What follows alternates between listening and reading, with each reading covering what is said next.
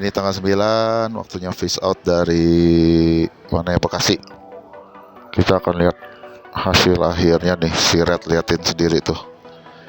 Bukan ikan 1 tahun umurnya ya di rumah, dari 8 cm bulan Agustus. Sekarang ini size nya kurang lebih udah 17 18 cm. Kepalanya aja udah kayak ikan ketuk, udah kayak ikan 2 tahunan lebih. Ngeri tuh kepala. Nggak dapet sih, biarin aja. Di sini kan cuma buat tes nilai aja. Bunga 4 semua, ini 4 semua. Hah? Kita lanjut. Nilai-nilainya liatin aja tuh, kepala udah kayak ikan 2 tahun, tinggi, cabung full, kepalanya ngeri.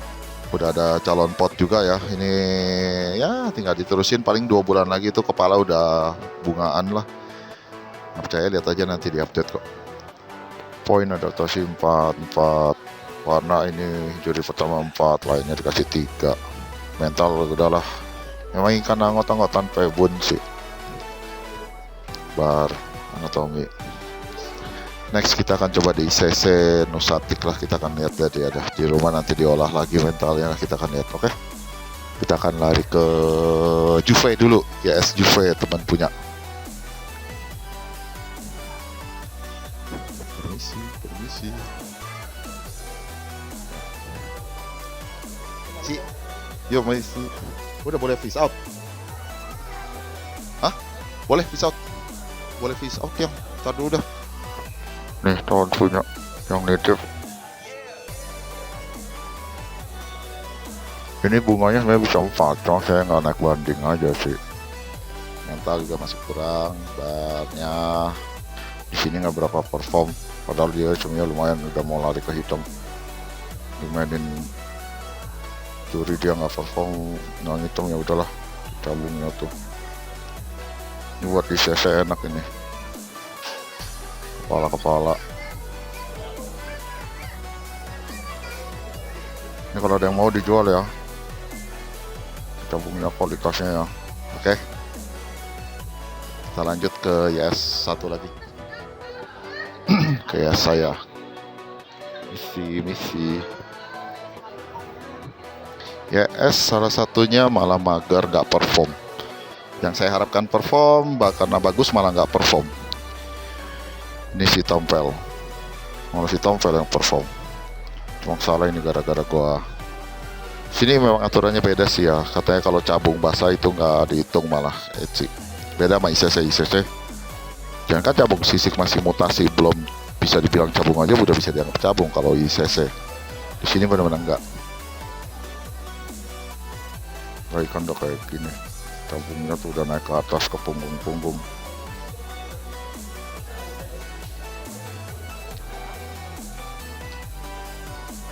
Ini antara dilepas atau kita terusin, tapi feeling saya lebih berat ke dia sih. Ini dari kemarin mager terus, anjay. Nanti dia lebih ngeri, cabungnya udah ke pipi. Bar juga lebih hitam dia.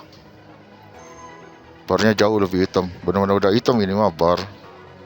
Cabung juga lebih banyak yang kering, padahal dulu keringnya cabung kering cuma ada di bawah-bawah doang, sekarang udah ke atas-atas. Cepet juga sih. Sini lah. Cuma nggak perform sih sayangnya. Cabungnya lebih enak dia, semuanya udah ada pot juga. Cabung udah ke kepala. Ini kasih lihat sebelahnya. Ya mau, ya udahlah, biarin lah. Oke lah, kurang lebih gitu aja ya. Terima kasih semuanya. Kita mau fish out dulu, udah waktunya fish out. Oke, ini udah tanggal 10 di rumah. Jadi di sini saya mau berbagi aja ya perbedaan penilaian ICC sama Eci. Lebih jelasnya sih ya. Kayak gimana ya? Nah, selagi ada contoh juga sih ya. Ini saya ambil dari yang 13 poinnya, tank 13 ini dia tank 14 saya nggak perform sih, nggak perform sama sekali, mager total, poinnya satu semua. Hari Minggu baru naik sih, kalau nggak cakep dia. Oke ya, salah satu contoh cabung kayak di kepala begini tuh, ini kalau di Eci belum dihitung, di CC udah dihitung. Lalu untuk di sisiknya itu ada kayak contoh ya. Nih kayak salah satunya nih kayak itu tuh, sisik yang ini nih. Itu kan full satu sisik putih. Mana lagi ya? Ya kalau kayak ini cabung itu dihitungannya. Udah lumayan solid nih yang di belakang kepala. Kalau kayak apalagi ini kayak ini nih belum dihitung, di Eci belum dihitung. Kalau masih satu full, ya pokoknya harus benar-benar terlihat solid walaupun belum penuh satu sisik sih. Kayak ini kebanyakan nih, kayak di kepala ini dah tuh, di belakang kepala ini masih ada yang belum full, tapi itu udah bisa termaksud cabung ya untuk di ICC. Jadi perbedaannya juga lumayan signifikan. Untuk di kelas cabung, tuntutan dari Eci itu benar-benar jelas terlihat, nggak perlu diperhatiin lama-lama di depan tank nih cabungnya bagaimana, bagus atau enggak, memang termasuk kategori cabung atau enggak gitu loh. Ini kayak dia contohnya tuh, walaupun satu sisik ada begitu-gitu tuh, sisiknya belum full jadi ngering, tapi itu udah termasuk cabung kalau di mata Eci. Baru termasuk cabung di Eci. Kalau di ICC mah cabung-cabung halus, masih adem-adem. Nih contohnya nih ya, kayak begini nih, ada sedikit-sedikit masih burem-burem gitu. Ini nih kayak begitu aja udah bisa dianggap cabung ini. Dan di ICC untuk kelas progres terutama, ikan lo kalau cabungnya full di bawah, bar di bawah untuk tipe yellow, itu udah bisa dapat poin. Kalau semua bar udah ada ya, di ICC itu bisa dapat poin 4 malah di ICC. Kalau di Eci baru di bawah, itu bisa dibilang poinnya paling 2, mentok di 3, tapi nggak tentu, kemungkinan di 2 deh kalau di Eci ya. Untuk warna juga kalau dibilang ya gimana ya, mungkin di ICC dia sih udah pasti 4 lah. Kalau di situ lah ya, di Eci nggak tentu, soalnya dia ada yang namanya two tone lah, atas bawahnya kalau warnanya beda, nggak sewarna, masih agak gelap, hitam agak-agak gelap gitu, belum tentu bisa dapat poin 4, rata-rata masih poin 3. Kalau di CC selama di atasnya walaupun masih agak-agak belum berapa oranye, masih agak coklat tapi mengarah ke oranye, itu masih bisa naik warna ke poin 4, bukan di poin 3 lagi, masih bisa. Kalau di Eci tidak bisa, perbedaannya salah satu di situ. Lalu untuk adaptasi menurut saya paling mudah di Eci ketimbang di ICC. Di ICC itu ikan ibaratnya gimana ya, kayak diem begini aja, nggak ada respon apapun, belum tentu dianggap ikan itu adaptasinya 10. Nah kalau dia masih bergerak-gerak gimana, kayak begini aja, diem begini walaupun dia sedang mengambang, itu adaptasi masih belum tentu bisa dapat 10. Kadang jurinya masih didiemin dulu, dihitung berapa detik, selama 10 detik. Semakin turun detiknya, semakin turun juga poin ikan kita. Itu nggak bakal dikasih interaksi dulu. Kalau kayak begini udah mulai bergerak-gerak ini otomatis akan dikasih 10. Jadi kalau di Eci, ikan lo ngambang, yang penting ngambang diem begitu aja, bengong, nyamping atau gimana, itu udah bisa dapat 10. Dan hitungannya juga dalam 10 detik itu ikan kalau masih diem juga, lalu si juri akan memberi interaksi untuk memancing. Nah kalau dia naik langsung juga tetap dapat 10. Jadi untuk adaptasi Eci very simple, sangat simple, sangat mudah, sangat sederhana. Untuk mental pun juga menurut saya nggak terlalu ribet ya di Eci dibanding ICC. Di ICC itu ibaratnya ikan kita kayak begini nih, satset 4, Eci juga sebenarnya 4 sama. Lalu untuk misalnya kayak begini, diam-diam begini doang ngeliatin aja, itu bisa 2 bisa 3. Di CC juga kurang lebih sama. Tapi untuk poin 5 itu kalau ke tipe dwarf ikan tanpa interaksi dia flaring sendiri, itu poin 5 kalau dwarf. Kalau di Maru ikan wajib gigit kaca, jadi begitu dikasih interaksi, walaupun gigit kacanya itu nggak langsung dikasih tangan, nggak mau, diajak main-main lagi terus dikasih tangan lagi baru dia ngegigit ibaratnya, ataupun masih belum juga gitu loh, masih dikasih main lagi, nanti belakangan baru dia ngegigit petok gitu.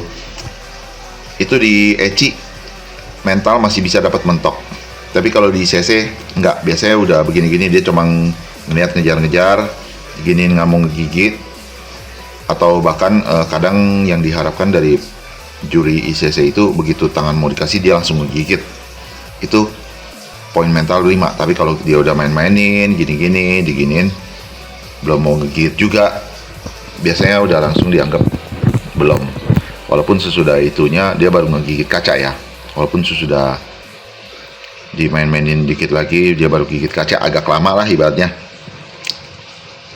Kadang kan juri juga kan melihat lagi abis mainin gitu, dia akan ngelihat warna bagaimana, tangan kan tetap di sini kadang biar dia ngadep ke samping kanan kiri gitu loh. Itu di ICC begitu, saat itu ikan gigit di ICC tetap poin mental nggak akan dinaikin. Tapi kalau di Eci juri sedang memantau apanya, tiba-tiba ikan gigit kaca, itu bisa naik, tetap bisa naik mental 5 selama belum dicoret sama si juri ya, belum dicoret gitu. Lalu untuk bar ini termasuk menurut saya sangat mudah juga sih di Eci dibanding ICC ada tompel begini aja belum tentu bisa dapat 3 ada tompel di ICC. Bahkan ibaratnya kayak dia gini nih, poin di bar sebelah kanannya nih ya, saya kasih lihat dulu ya, ini nah tuh bar keduanya kan seolah-olah kayak 2 bar. Ini di ICC belum tentu dihitung simet, itu bisa dianggap 2 bar, jadi nggak simet, mentoknya di 2.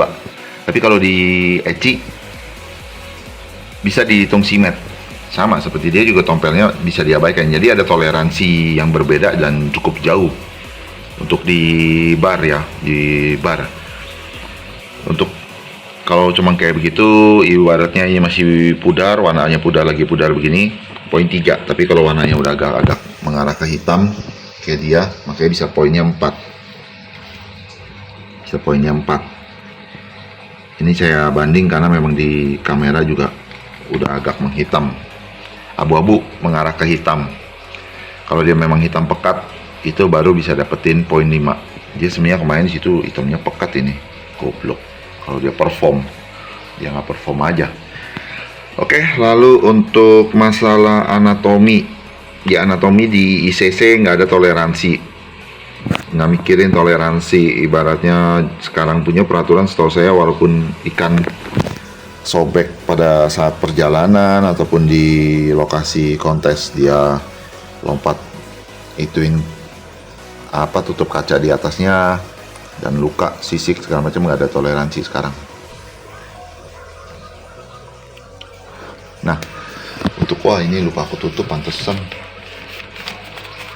Lalu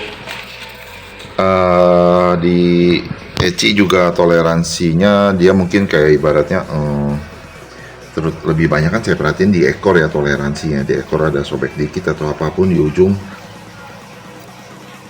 atau ada yang gimana-gimana, mereka ada sedikit toleransi. Jadi mereka akan cari anatomi yang lainnya di mana bermasalahnya gitu loh.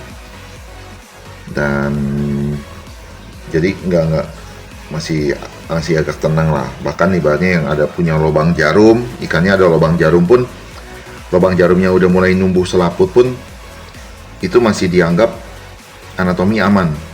Kepala bekas luka habis jeduk, itu udah ada ketutup kulit, walaupun masih transparan tapi terlihat itu sudah ketutup, itu masih bisa dianggap anatomi aman. Sedangkan di ICC tidak ada, semua harus mulus 100%, tidak boleh ada sobek, tidak boleh ada luka jarum, tidak ada bengkok sedikit, Bahkan di CC itu bengkok di ujung sih tulangnya aja, di ujung tulang.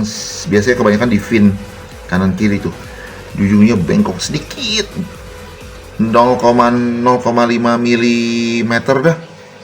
Itu terlihat aja sama juri, langsung kena. Kalau di Eci itu pasti lolos gitu ya. Kalau anatomi juga sama, kemarin ada yang matanya kodok banget, ada yang anatominya karena ada yang enggak, tergantung. Untuk mata kodok menurut saya sih nggak layak lah ikan disiksa gitu, tapi yang pasti kemarin ada yang kena ikan proporsionalnya dibikin 0. Satu juri doang sih tapi yang kasih 0, karena memang ikannya over kurus, terlalu kurus, benar-benar kurus banget, langsing ya. Waduh gila, benar-benar udah kayak batang, kayak apa ya, kayak sumpit berenang doang lah, gila. Dan disitu menurut saya sih bagusnya sih ya, menurut saya bagusnya di situ sih.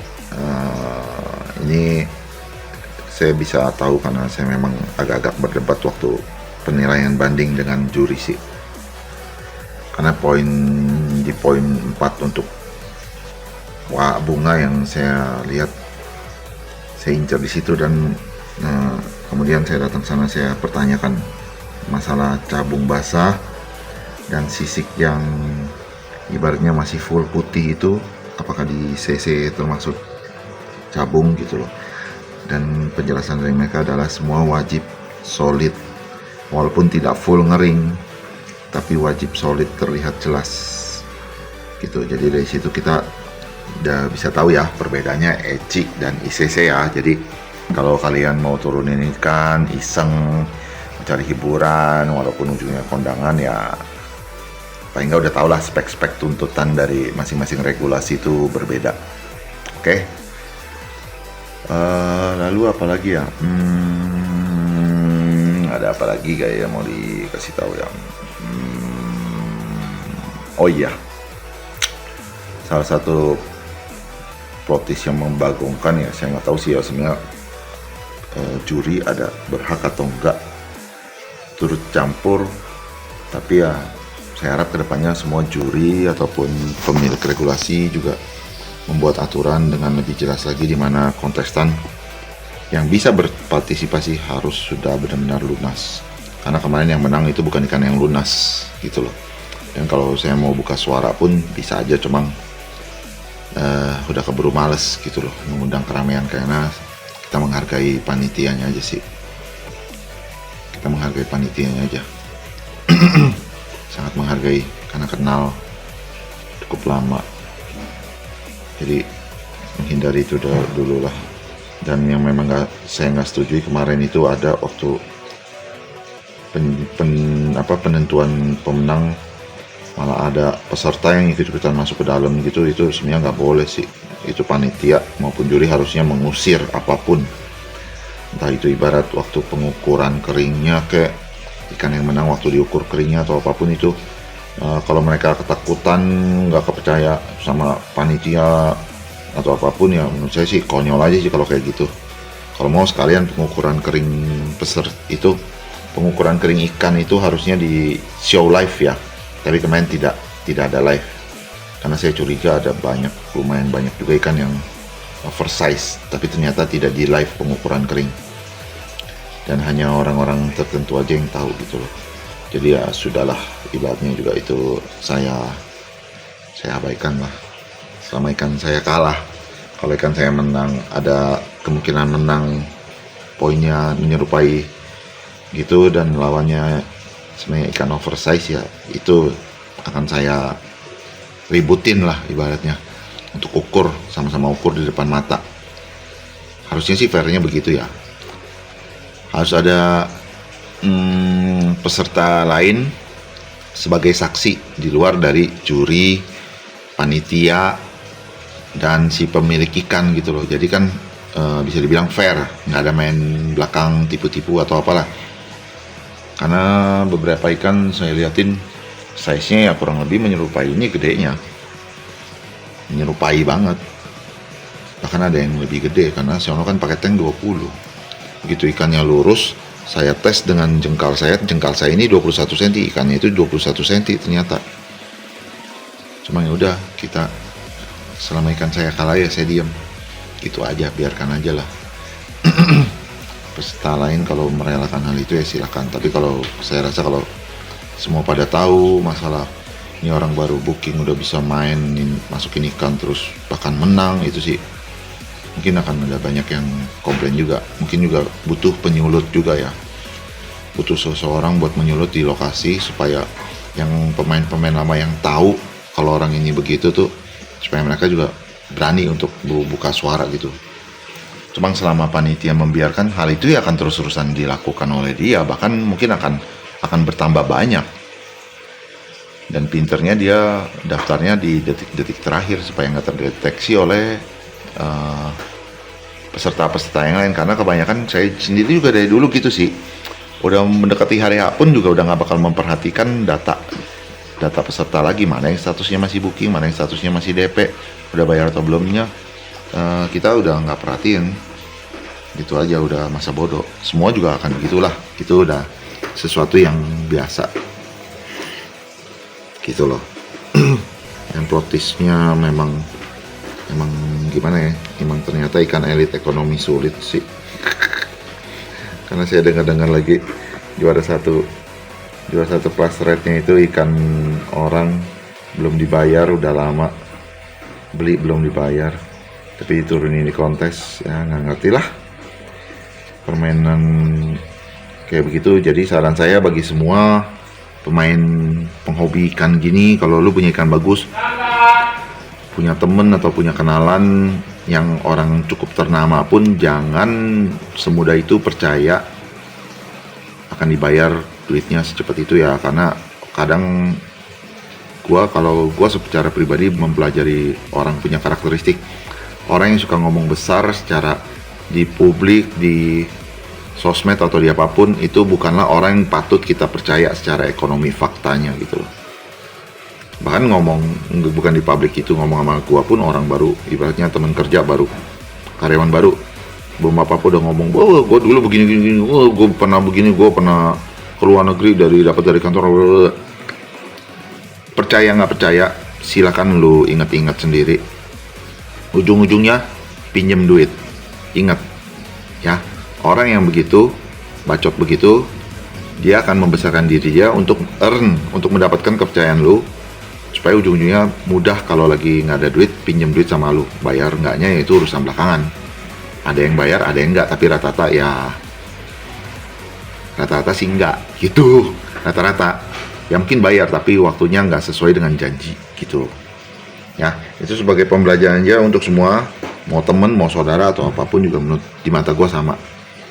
Kalau masalah duit itu nggak mandang saudara, nggak mandang apa. Jadi jangan sampai benar-benar menyulitkan diri lu sendiri hanya untuk yang namanya berbuat baik. Aduh, jangan deh, jangan bodoh. Gitu aja dulu. Oke, terima kasih semuanya. Sampai ketemu lagi di konten selanjutnya. Kita akan kembali memprogresikan ikan ini. Oh ya, ini diantara semua ikan yang saya tes pelet saya, cuma ini doang yang paling tidak bagus, entah dari bakat atau apa, saya juga nggak ngerti ya. Ya paling nggak udah 90% perkembangannya, yang lain pada kelihatan, cuma satu ini ya berarti ya termaksud bagus lah. Bukannya 7:3 ataupun yang bagusnya 3:10 lagi gitu sih. Jadi termaksud aman lah. Oke, gitu aja dulu. Terima kasih semua.